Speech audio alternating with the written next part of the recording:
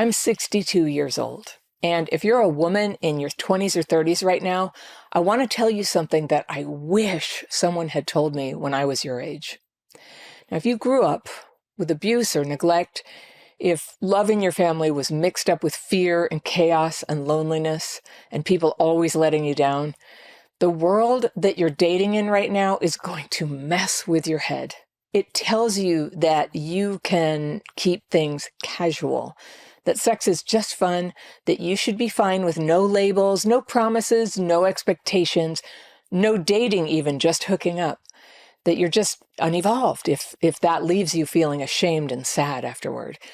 Consent and a condom. What could go wrong? Now, no matter how you try to fit yourself to other people's ideas about what you're supposed to be cool with, your real self is going to cry out for what you really need. Love. It's love. You need love. There is nothing more natural than to want that. And casual sex makes you have to push that need down. I mean, it's such a primal need, but you have to pretend it's not there.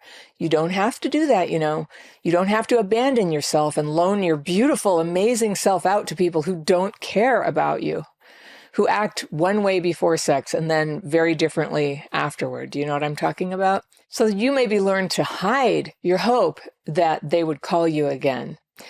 Have you been hard on yourself because when you didn't hear from them, you texted them? Well, that's you fighting against one of life's most powerful energies, attachment. Attachment. That's what sex is for. Because sex comes with the possible creation of life. It also comes with attachment. And you should not attach to just anyone who comes along. That can exhaust your resources. That can drain you. That can demoralize you. Attachment is meant to come along with your wisdom, your discernment about who belongs in your life or at your side, because no matter how casual you try to be, sex is going to prompt your instinct for attachment. And this is an emotional and spiritual and physiological phenomenon. And the first time that it was damaged for you was during neglect in your childhood, when you had to fight for the full and unconditional love of both parents. That was your birthright. It was meant to form you as a loving and lovable being with natural wisdom about the proper use of your instinct to attach. But if you didn't get that and you had to fight for love, and this got carried into your adulthood, it's so easy to blame yourself in your first relationships when you don't get what you want for wanting more, for having your heart broken like, I wanted that to be something. And yet it's this weird thing where we feel ashamed. With that attachment wound, it's so easy to be fooled by attraction and attention and touch, and even the good intentions of someone who, thing is, you just met, so you don't know. It's so normal for traumatized people to get flustered in the early stages of dating. You may never have even learned the signs that someone would make a good partner for you. By the way, I have a list for you of what are the signs of a good partner, because if they don't have those signs, you don't date them. Don't date without this list with you. You can download your own copy. I'll put it down in the description section in the top row. Signs of a good partner. Sex is bonding. That's not an opinion. It's biology, and that's what it's for. Most people feel that pull to connect after sex, even when they tell themselves that they don't need that. They can keep it light. That's normal. It's built into us because from the beginning of time, sex came with the potential to form a family, and with that, the instinct to stay close with your partner. What's different for people who grew up with trauma is the intensity of that bond and the depth of the crash that follows when casual sex doesn't turn into a real relationship. When someone pulls away after you've become attached, the loss doesn't just hurt. It can throw you into confusion and shame and depression and self-blame. And every time it happens, it leaves a little more of a scar. So this isn't because you did something wrong. It's because your attachment mechanism is doing what it's supposed to do, but without enough time to know whether the person you bonded with was truly a good match for you, whether they were sincerely interested in you and capable of being the right person to go the distance and be your partner in life. That's why pacing matters. Slowness, it's not a game to manipulate other people. It's a way to activate your discernment and give it some room to happen for you to see the truth of a relationship. It's how you give reality enough time to show you who this person really is before your heart, your body, your chemistry, your finances, where you live, and all of that is tied to them. So here's what you can do. Number one, be clear about what you truly want. You'd be surprised how many women who I coach can't name it. Like they actually do have a heart's desire, but they feel they've been so programmed that they can't claim it. Like if they want marriage, they will almost never say that up front. So it's okay. That's a good thing to want. So be clear about what you truly want. Before you even start dating, write it down. What are the must-haves, the traits that matter most in a partner for you? What are the nice-to-haves? And what are the things that you cannot and will not tolerate? When you spell this out, like in writing, on paper, this helps you recognize alignment when it's there and see early when it's not there. This list isn't about, finding the perfect person. It's about protecting yourself from wishful thinking and keeping your choices anchored to your real values. This is how you can stop making the same mistake over and over again. Through my own experience, I know how easy it is to fall into that repetitive pattern. All right, number 2, slow the timeline way down, deliberately. When you meet someone promising, take your time, weeks, even months. Not as a test for them, but as a way to let real life show you who they are. In that time, you'll see how they handle conflict, whether they keep their word, whether they're consistent, whether they're kind, whether they're trustworthy. Attachment will form whether you end up sleeping with them quickly or after a long period of getting to know them. Attachment will form, but the slower you go, the more those early hopes can stay grounded in what is true. Number 3, keep your eyes open and your heart steady. Pay attention to how you feel after being with this person. We do this in friendship, a friendship gut check, but it can also be a dating gut check. So how do you feel? Do you feel calm and uplifted or anxious and off balance? Because real connection settles you. It doesn't make you scramble for reassurance. It doesn't make you scared all the time what they're really thinking. Number 4, when you feel the urge to rush, pause. The part of you that wants to move fast is the wounded part, trying to make sure that you're not going to get left. You can thank that instinct and still choose not to obey it.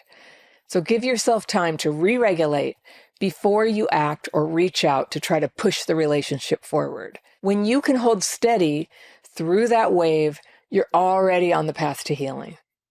Number 5, notice how your life changes when this person is in it. Do you become a better version of yourself, on your toes, calmer, more focused, more connected to the world, taking positive steps forward?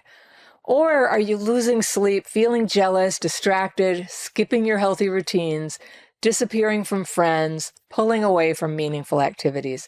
These are signs. It's information about who you are with this person. And if the relationship is dragging you down, that's the truth of the relationship being revealed. And the same goes for when a relationship lifts you up and brings out the best in you. And that's a very good sign that this may be the real thing. This is discernment, and discernment takes time. Number 6, hold your standards quietly. You should have standards, but you don't have to be shouting them. You don't need to debate or defend them. You simply live by your standards. The right person will recognize it as strength and integrity, not resistance or game playing.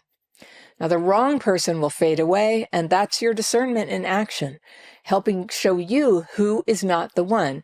It can be painful, it can be disappointing, but it's a lot of why we didn't have the courage in the past to have standards and hold them, is because we thought, oh, no one, I'll be stuck with nobody, but you would be surprised.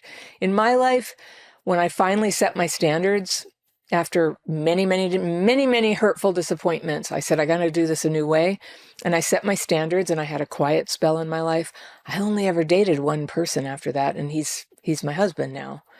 My standards were so clear that nothing else got through. And it didn't take long. It didn't take long to meet him. I want you to think about this. You will save so much time by not getting entrapped and embroiled and entangled in dead-end relationships that when you look back, you could have seen that it wasn't going to work out.